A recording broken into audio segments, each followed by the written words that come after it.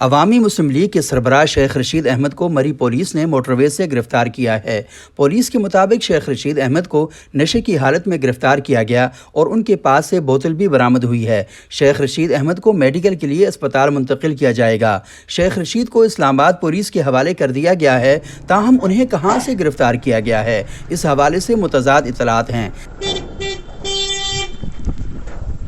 شیخ صاحب یہ بتائیں گے کس لیے گرفتار کیا آپ کو؟ دروازے توڑ کے میرے بچوں کو مارا ہے اور میرے ساتھ زیادتی کی ہے۔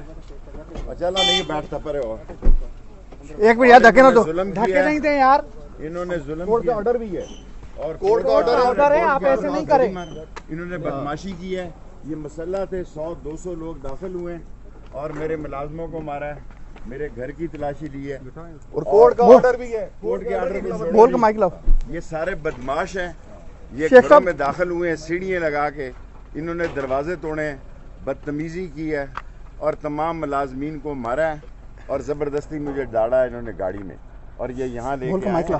اور آج ہی جسٹس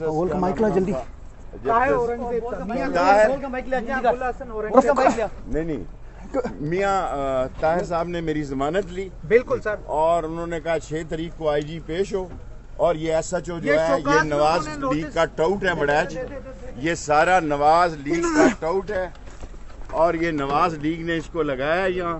رانا جو ہے ثناء اللہ یہ سارے کام کرا رہا ہے، سارے گھر کے دروازے توڑے ہیں، کھڑکیاں توڑی ہیں اور انہوں نے بے تحاشا مارا ملازموں کو اور یہ اٹھا کے لائے ہیں۔ یہ تھانہ ظلم کا نشان ہے، انشاءاللہ تعالی حق کی فتح ہوگی، عمران خان کے ساتھ ہیں۔ Thank you sir. Sheikh Rashid کے خلاف آبپارہ تھانے میں پیپلز پارٹی راولپنڈی ڈویژن کے صدر راجہ عنایت الرحمان کی درخواست پر مقدمہ درج کیا گیا تھا۔